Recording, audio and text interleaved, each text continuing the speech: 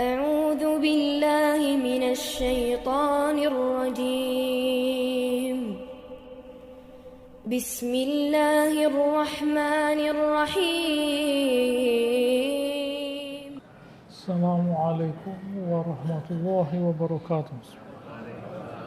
إن الحمد لله نحمده ونستعينه ونستغفره ونعوذ به من شرور أنفسنا ومن سيئات أعمالنا. من يهده الله فلا مضل له ومن يضلل فلا هادي له. أشهد أن لا إله إلا الله وأشهد أن محمدا رسول الله. يا أيها الناس اتقوا ربكم الذي خلقكم من نفس واحدة وخلق منها زوجها وبث منهما رجالا كثيرا ونساء واتقوا الله الذي تساءلون به والأرحام إن الله كان عليكم رقيبا. يا أيها الذين آمنوا اتقوا الله حق تقاته ولا تموتن إلا وأنتم مسلمون. يا أيها الذين آمنوا اتقوا الله وقولوا قولا سديدا يصلح لكم أعمالكم ويغفر لكم ذنوبكم ومن يطع الله ورسوله فقد فاز فوزا عظيما. أما بعد فإن أصدق الحديث كتاب الله وخير الهدي هدي محمد صلى الله عليه وسلم وشر الأمور محدثاتها وكل محدثة بدعة وكل بدعة ضلالة. Alhamdulillah, hari ini kita melanjutkan membahas surat Ali Imran di mana Allah Subhanahu wa taala masih kita membicarakan ayat 159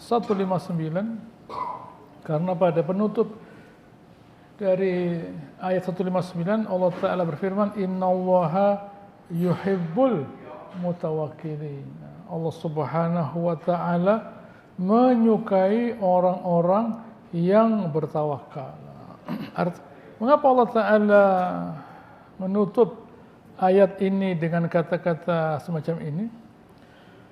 Mengingat bahwa hasil dari peperangan ini tidak memuaskan. Tidak seperti yang diharapkan oleh sahabat Rasulullah SAW. Yaitu pertolongan Allah Subhanahu wa taala, yaitu kemenangan yang seharusnya mereka dapatkan sebagai sekelompok manusia yang membela Allah Subhanahu wa taala, ya sudah seharusnya mereka mendapatkan kemenangan. Tetapi itu tidak seperti yang mereka harapkan.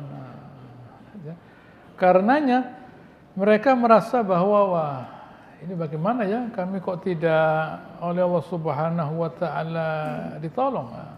Allah taala lalu menurunkan ayat 159 ya, dari surat Ali Imran yang cakupannya sangat luas, dimulai dari firman Allah Subhanahu wa taala fa bima rahmatin minallah lintalahum. Dikarenakan rahmat Allah Subhanahu wa taala, engkau ya Rasulullah bersikap lemah lembut kepada mereka. Pertama, Allah Ta'ala menegaskan bahwa kenikmatan yang pertama itu adalah sikapnya Rasulullah SAW yang lemah lembut. Nah, itu kenikmatan yang pertama kepada orang beriman yang harus disyukuri. Jadi, orang beriman jangan hanya melihat, oh kami ini kalah. Jangan.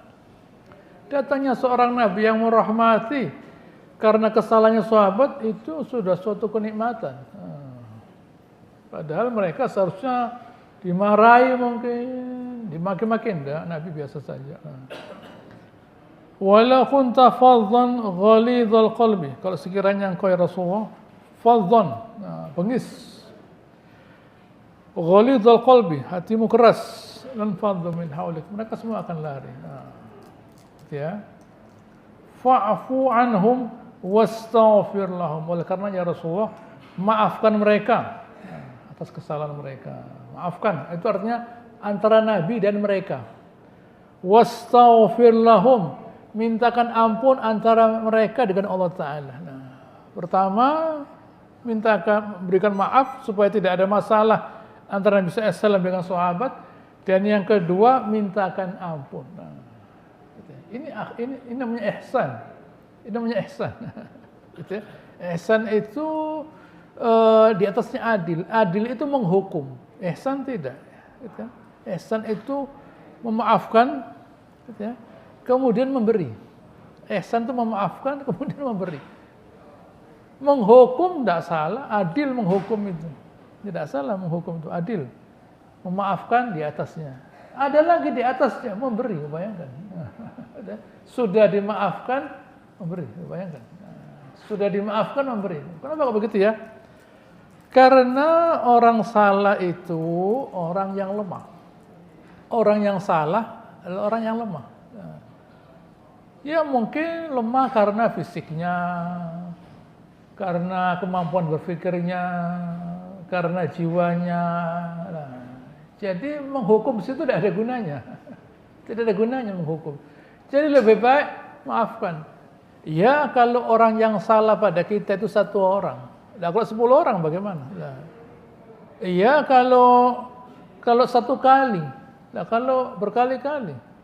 Ada sahabat bertanya Rasulullah, berapa kali kita maafkan budak kita? 70 kali. Nah, 70 kali maafkan budak kita. Nah, begitu ya. Loh, kita punya pegawai ganyang. Tidak punya pegawai kita yang sakit. Nah, bagaimana ya? Kerja mati-matian. Nah, punya pegawai salah ya, tidak apa, tapi kan dia lumayan mengurangi beban kerja kita. Nah, ada salahnya lah. Tapi kalau udah pakai dia ya repot. Nah, ya repot juga lah. Dia ada ya ada salahnya. Dia tidak ada lebih besar, lebih berat lagi. Lebih berat lagi lah. Ini semua memberi pelajaran kepada kita bahwa kita pun bisa seperti mereka. Kita juga bisa salah seperti mereka karena kebetulan saja kita yang di atas lah. Karena kebetulan saja kita yang di atas, karena kita punya kepandaian, karena kita punya kekuasaan, karena kita punya uang, jadi benar. Orang berkuasa, orang pintar, orang punya uang, itu tidak salah. Tidak salah, mesti benar dia, karena dia punya kekuasaan. Karena dia sebagai penguasa, karena dia punya uang, karena dia pintar, dia punya otoritas untuk jadi orang benar dan orang lain bisa salah. Kalau dibalik bagaimana? Kalau dibalik bagaimana? Bagaimana ya? Kalau saya itu yang dibawa orang lain. Bayangkan kalau saya yang dibawa orang lain bagaimana? Gitu ya. Kalau yang salah itu saya bagaimana? Kita lupa. Waktu nyalahkan orang kita lupa bahwa kita pun juga bisa punya kesalahan kepada orang lain dan kepada Allah Ta'ala. Hati-hati. Kalau kita melihat orang salah, kita menyadari bahwa kita pun juga bisa punya salah pada orang lain. Dan jangan lupa, yang lebih penting lagi, kita itu juga punya salah pada Allah Ta'ala. Makanya Allah Ta'ala mendatangkan orang yang salah kepada kita agar kita maafkan, gitu ya, agar kita diampuni. Ya, Allah Ta'ala ingatkan kepada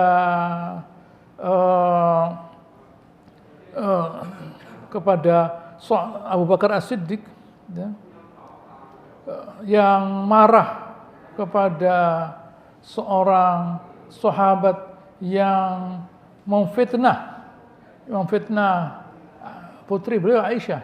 Nah, kalau begini caranya, ya, sahabat itu tidak perlu saya kasih sedekah. Dia sepupu saya dia. Hijrah saya ngasih uang.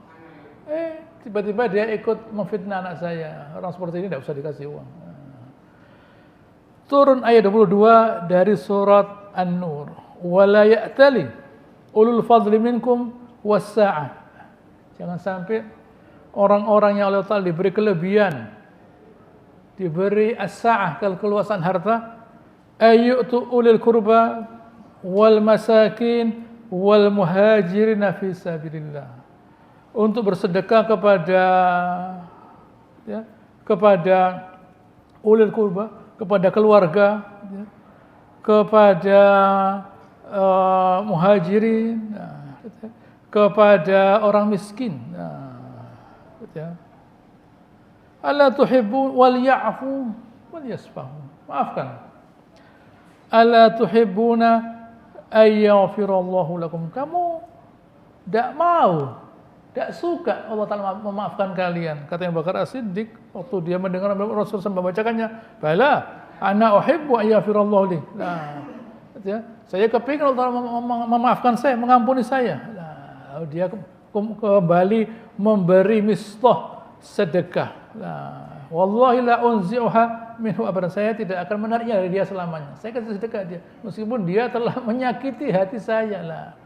Kalau kita di dunia ketemu orang yang selalu membahagiakan kita, ya bukan cobaan namanya. Nah, cobaan itu saat kita tidak mendapatkan apa yang kita inginkan, itu cobaan namanya lah. Gitu ya. Kalau mendapatkan selalu mendapatkan apa yang kita inginkan, ya itu malah berbahaya. Tapi kalau apa yang kita inginkan itu tidak selalu kita dapatkan, nah, pertanyaannya sekarang, apakah apa yang kita inginkan itu baik buat kita? Ayo, kita kepingin ini kita. Apa itu baik buat kita? Ya, belum tentu. Mana mungkin dokter membuat kita pilihan untuk masuk obat. Anda minum obat apa? Dia tidak tahu. Anda kan dokter, Anda lebih ngerti obat. Gitu ya. Ini Allah Ta'ala yang memilihkan buat kita apa yang terbaik buat kita. Allah Ta'ala itu memilihkan apa yang terbaik buat kita, bukan pilihan kita, pilihannya Allah Ta'ala. Oleh karenanya hendaknya kita tahu diri bahwa kita itu juga punya kesalahan kepada Allah Subhanahu Wa Ta'ala. Maafkan, supaya nantinya Allah Subhanahu Wa Ta'ala pun akan memaafkan kita. Penting ini kita pahami. Selanjutnya, wasyawirhum fil amri. Hendaknya kamu bermusyawarah kepada mereka. Bermusyawarah.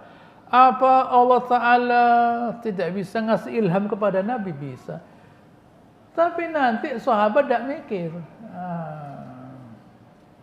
Kalau sahabat selalu menerima dari Nabi dan itu benar berhasil, bikin sahabat buat apa mikir? Waktu ada Nabi tidak apa-apa. Waktu Nabi meninggal, bagaimana? Sahabat tidak terbiasa berpikir. Selalu dapat matengan dari Allah Ta'ala lewat Nabinya. Kerjakan ini, berhasil. Kerjakan ini, berhasil. Matengan. Waktu Abu Bakar jadi khalifah bagaimana? Ada wahyu turun. Ya ada lah, iya. Gitu ya.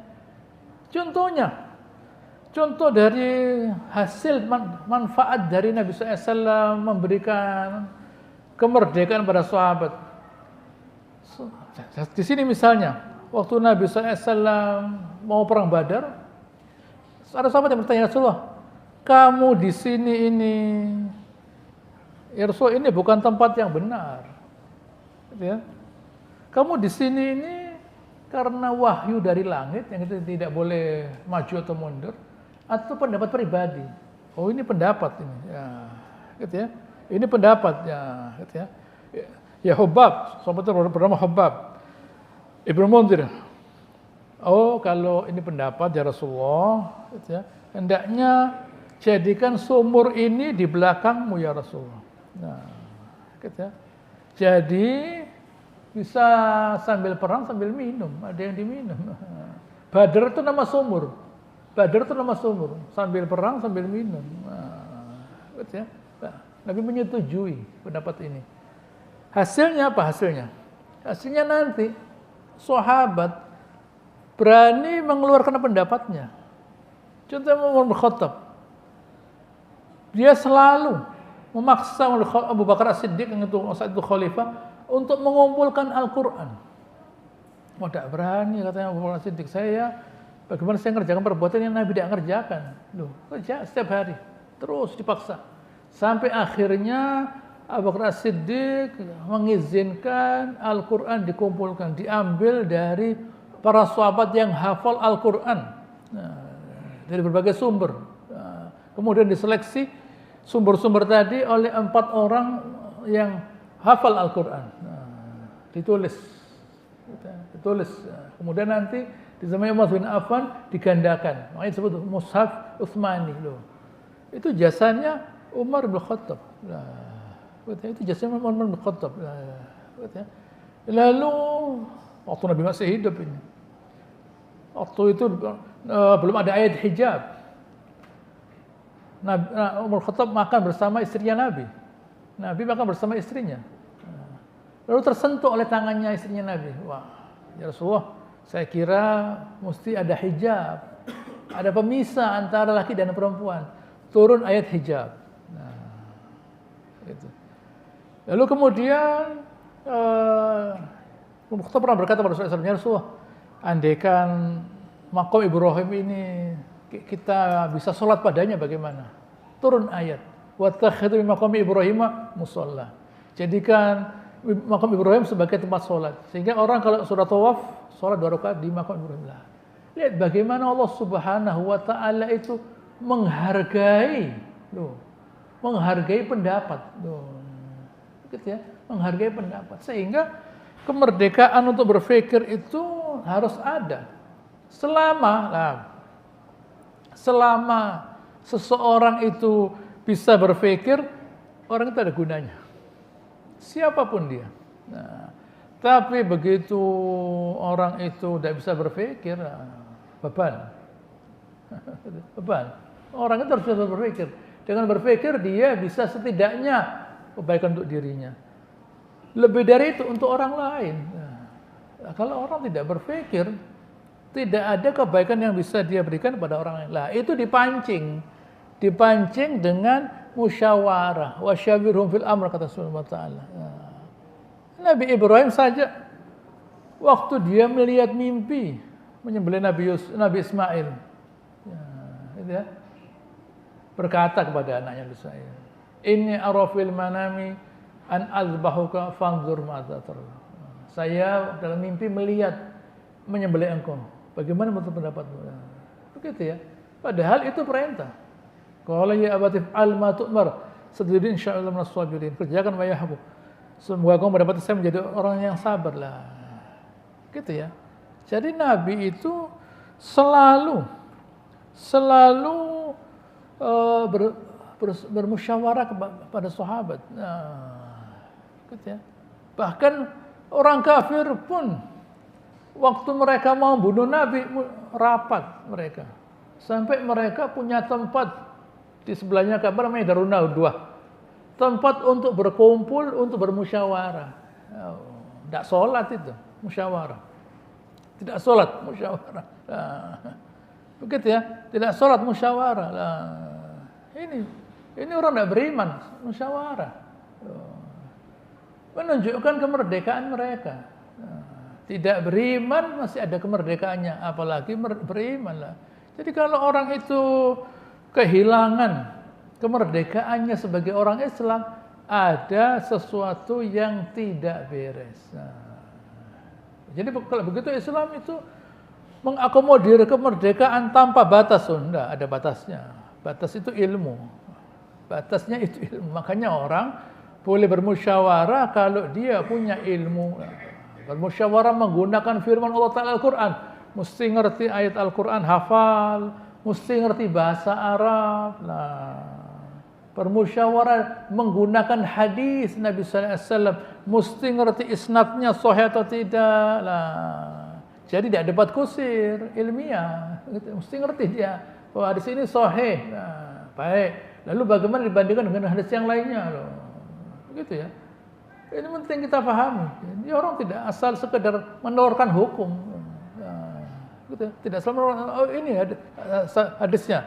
Gitu ya. Ini berdasarkan ini dan sebagainya. Berpikir. Ini penting.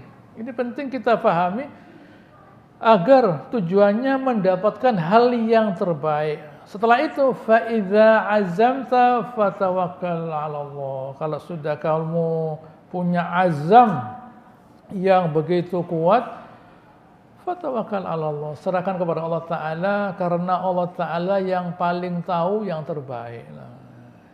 Kan sudah musyawarah Nabi SAW waktu mau perang Uhud. Mau berangkat menjemput orang kafir di Uhud atau di dalam kota. Kan sudah musyawarah. Ada yang berkata di dalam kota saja, ada yang berkata keluar.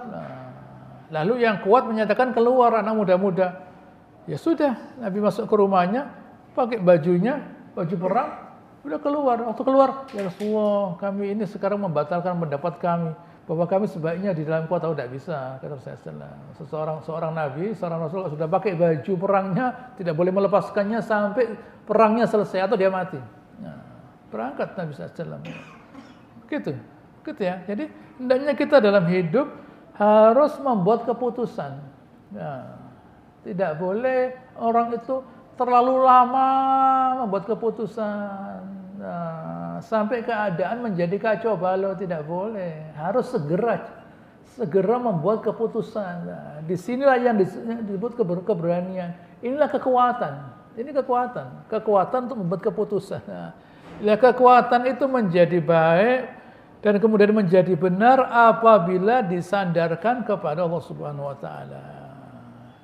Nah, itu semua berangkatnya dari keyakinan kepada Allah taala. Bagaimana bisa yakin pada Allah taala kalau tidak kenal dengan Allah taala? Bagaimana bisa kenal dengan Allah taala kalau tidak baca Al-Qur'an? Jadi omong kosong kalau ada orang bertawakal kalau tidak kenal Allah taala, kalau tidak mengerti Al-Qur'an. Jadi apa gunanya baca Al-Quran, memahami Al-Quran? Agar kita mengenal Allah Ta'ala. Agar kita punya keyakinan kepada Allah Ta'ala. Agar kita ditolong oleh Allah Ta'ala. Begitu loh, itu pentingnya. Jangan kita keminter. Oh enggak kok saya bisa, ilmu saya begini-begini. Oh percuma. Nah, gitu ya. Tambah banyak karu-karuan nanti. Nah, saya merasa begini. Apa yang terjadi? Tidak ada hasilnya. Innallaha yuhibbul mutawakkilin. Allah Ta'ala juga orang bertawakal. Kenapa? Karena yang penting itu bukan masalahnya. Yang penting itu bukan masalahnya. Kalau perlu tidak ada masalah. Kalau perlu tanpa pertolongan Allah Ta'ala selesai.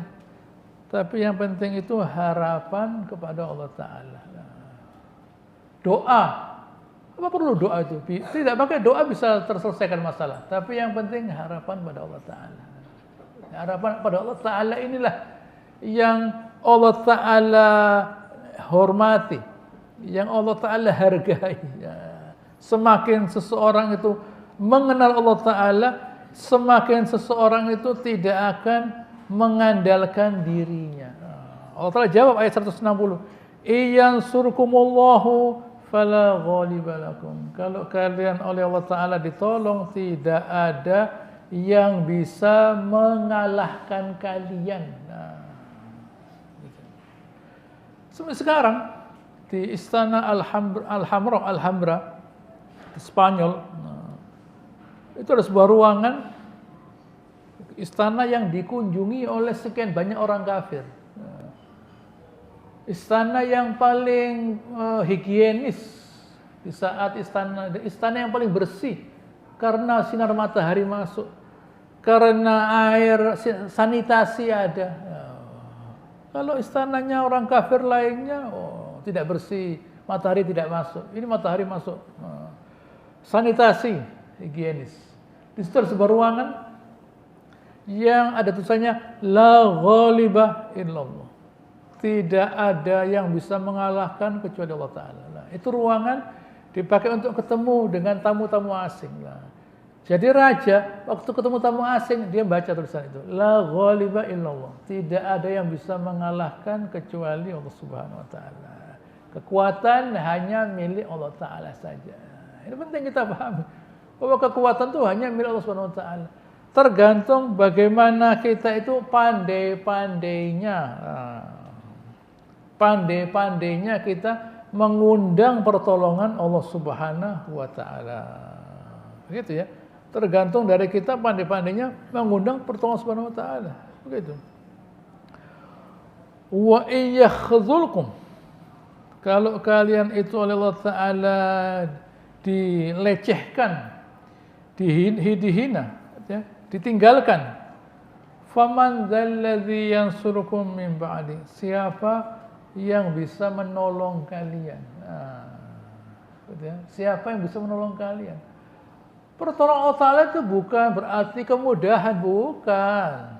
Jangan kita gambarkan, oh kalau Allah Ta'ala gampang itu kemudahan. Tidak selalu. Kesulitan itu pertolongan Allah Ta'ala. Loh, kok bisa begitu? Ya iya. Kan karena kita dapat kesulitan, kita kembali pada Allah Ta'ala. Gitu ya. Andai kan semuanya gampang, lupa pada Allah Ta'ala.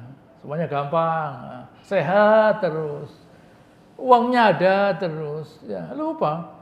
Tapi begitu sakit, begitu uangnya, begitu ya, baru ingat pada Allah Ta'ala.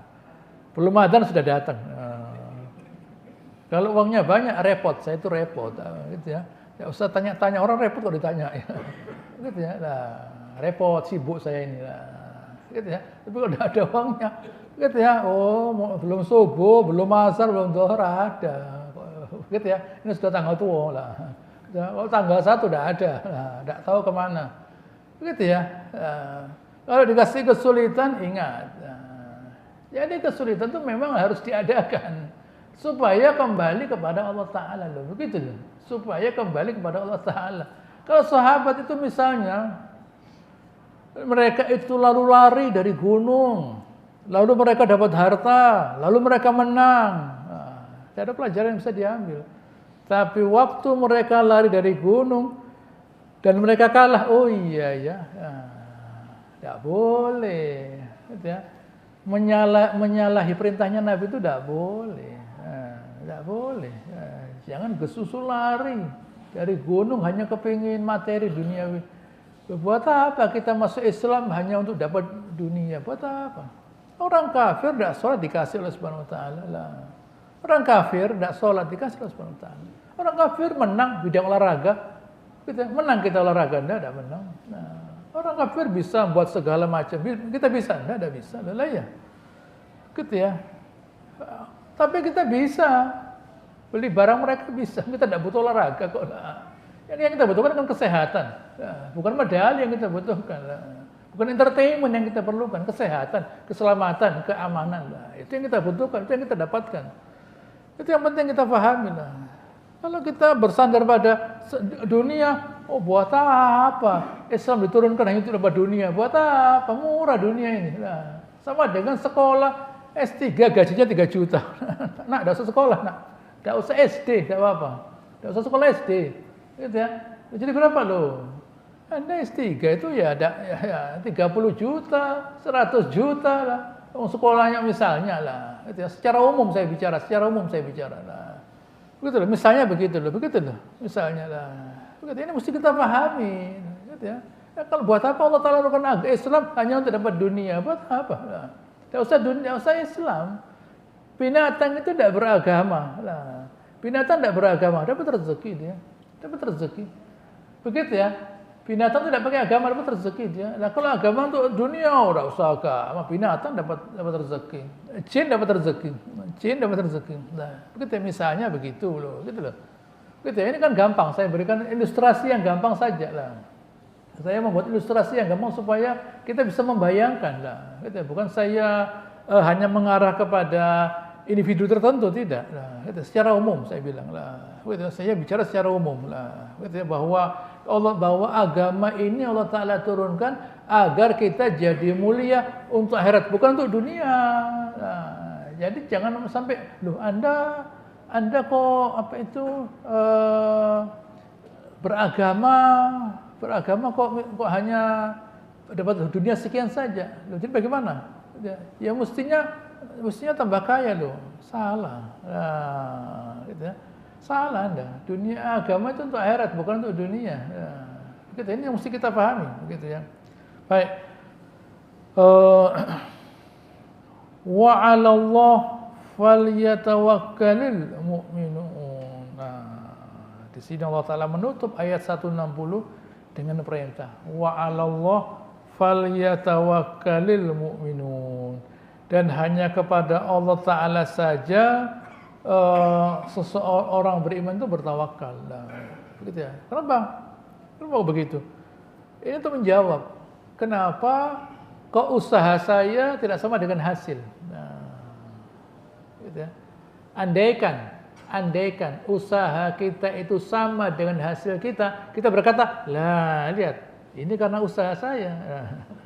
Andaikan hasil itu sama dengan usaha, kita berkata, lah lihat, gitu ya, saya karena saya begini jadi begini lah, gitu ya, karena saya begini jadi begini lah. Jangan, gitu ya. Katakan ini semua dari Allah Subhanahu wa taala. Andaikan semua usaha kita itu menghasilkan apa yang kita inginkan, kita lupa kepada Allah Ta'ala. Kita bersandar pada usaha kita. Lihat. Tapi Allah Ta'ala menghilangkan hasil.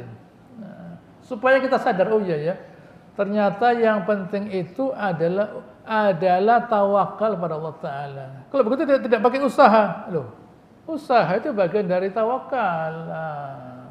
Begitu ya. Usaha bagian dari tawakal. Itu jangan dikatakan bahwa orang itu sekolah tidak kaya lah. Saya balik kalau begitu pertanyaannya. Berapa banyak orang sekolah kaya? Anda tidak tahu tuh. Anda tidak tahu lah. Berapa banyak orang yang tidak sekolah kaya? Ada memang, tapi bukan berapa banyak, ada. Jangan dikatakan berapa banyak, tidak. Ada. Begitu ya. Tapi sebaliknya orang yang sekolah kaya banyak. Sekitar 70% miliuner itu insinyur. Sekitar 70% miliuner insinyur. Sekolah. Nah, begitu ya, sekolah. Nah, saya tidak akan menyebutkan brand tertentu. Nanti jadi masalah. Tapi sekolah orangnya. Nah, gitu ya. Namanya tidak kita ketahui, tapi menghasilkan dia. Hasil dari sekolah. Jangan dikatakan, oh semua orang kaya tidak sekolah, salah. Anda tidak kenal orang kaya. Nah, begitu ya. Adapun ada itu tidak bisa menjadi ukuran. Ada orang sekolah tidak kaya, tidak sekolah kaya itu jangan dibicarakan. Sebagian besar orang sekolah ya, sebagian besar orang kaya orang sekolah.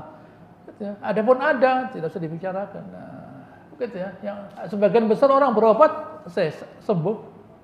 Adapun ada orang tidak berobat sembuh. Atau orang berobat mati, itu sudah dibicarakan. Nah, yang dibicarakan sebagian besar orang yang berobat itu sembuh loh, begitu loh. Nah, cara berpikirnya begitu, membentuk berpikir itu. Sebagian besar orang berobat sembuh. Adapun ada orang tidak berobat sembuh, ada orang berobat mati, jangan dibicarakan. Nah, itu di luar. Nah, itu berapa persen?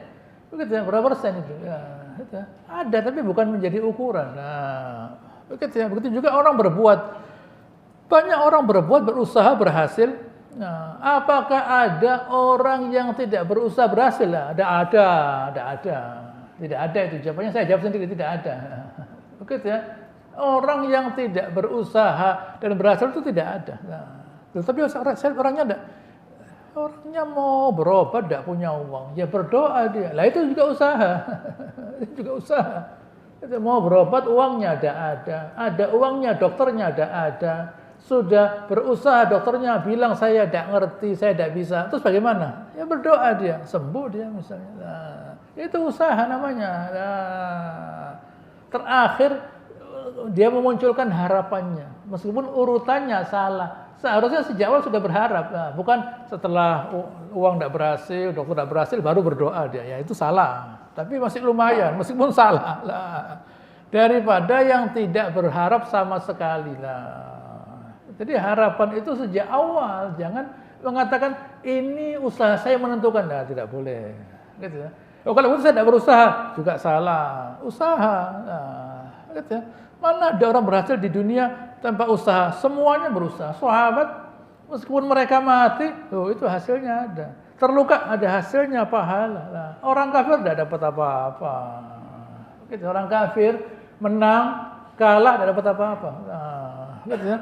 Orang kafir menang kalah tidak dapat apa-apa. Orang beriman meskipun mereka itu kalah, meskipun mereka itu kalah, tapi ada manfaatnya. At-Taubah 52. Qul hal tarabbasuna bina illa ihdal husnayain. Yang kalian tunggu dari kami itu dua yang baik. Mati syahid surga, menang dapat ghanimah lah. Kalian menang neraka, kalah neraka lah. Begitu ya, menang kalah di neraka. Kami menang kalah di surga. Nah, gitu ya. Menang kalah di surga. Gitu ya. Menang kalah kami di surga. Di dunia menang dapat ghanimah, mati syahid di surga. Oh, begitu. Baik. Mari kita melanjutkan pada ayat 161. Rupanya saat itu ada kain yang hilang. Lalu ini ceritanya ya.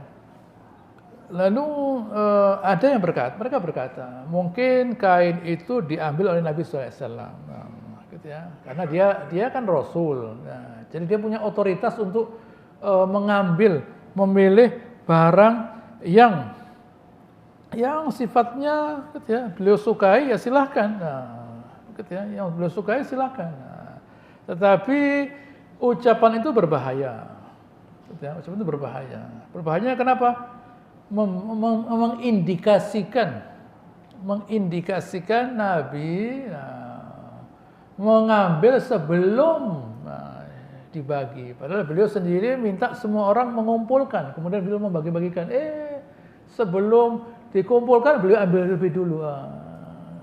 Begitu ya. Itu salah. Jadi bukan karena dia Nabi lalu beliau boleh mencuri, tidak bisa. Begitu ya, meskipun sahabat itu barangkali husnudzon, ya itu salah.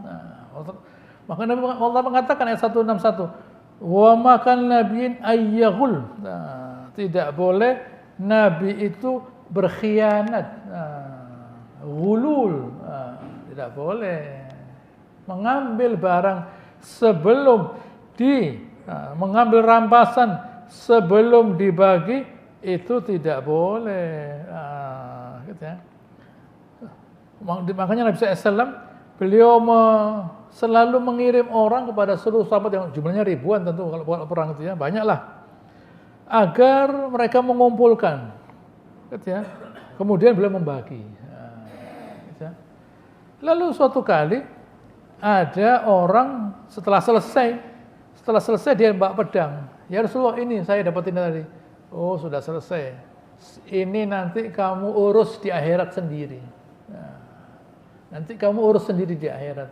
Saya tidak ikut-ikut. Ya, karena sudah selesai. Ya, sudah selesai, dikumpulkan, dibagi, dia datang. Loh, kamu dari mana? Ya saya tidak dengar. Nanti ini kamu urus sendiri di akhirat. Kira-kira maknanya begitu. Nabi tidak bertanggung jawab. Gitu ya. Oh, tiba-tiba, ya, Nabi bertanya, gitu ya, "Fama mana'aka an taji'a bihi?" Gitu ya. Kamu kenapa udah datang? Ya saya tidak dengar. Gitu ya. Kun anta taji'u bihi yaumal qiyamah falan aqbaluhu anka. Kamu bawa itu nanti di hari kiamat, saya tidak menerimanya. Gitu ya. Itulah Nabi sallallahu alaihi wasallam. Tiba-tiba misalnya ada yang berkata, waktu ada harta yang hilang, barangkali Nabi yang ngambil loh. Meskipun mereka husnudzon, tapi itu salah, tidak boleh. Nabi sendiri harus mengumpulkan semuanya. Setelah selesai terkumpul, dibagi-bagikan, nanti Nabi boleh misalnya apa, tidak tahu. Seperti misalnya ada Nabi waktu menguasai Khaybar, kalau tidak salah itu, ada Sofia binti Huyai. Sofia binti Huyai bin Akhtab, anaknya tokohnya Yahudi, di tangan seorang sahabat. Kata sahabat yang lainnya, loh ini kasihkan Nabi, ini anaknya tokoh. Oleh Nabi diterima Sofia, dikawini, sahabat tadi disuruh milih yang lainnya. Begitu ya. Tapi Nabi tidak milih Sofia dulu. Ini anaknya tokoh. Begitu ya. Ini anaknya tokoh, jadi saya ambil dulu. Oh enggak.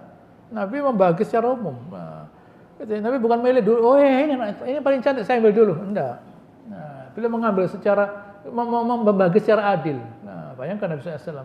Baru setelah sahabat tadi memberikan kepada Nabi diterima. Silakan kamu milih yang lainnya loh. Begitu Nabi lah. Begitu ya. Meskipun beliau itu seorang Nabi, tidak bebas, tidak lepas dari ucapan-ucapan, persepsi-persepsi yang negatif lah. Gitu ya. Meskipun beliau seorang Nabi, tapi bukan berarti lalu beliau itu terlepas, terbebas dari ucapan-ucapan, persepsi-persepsi yang negatif lah. Makanya Allah segera membela, Nabi tidak begitu ya. Nabi tidak akan mencuri selamanya. Gitu ya. Ya.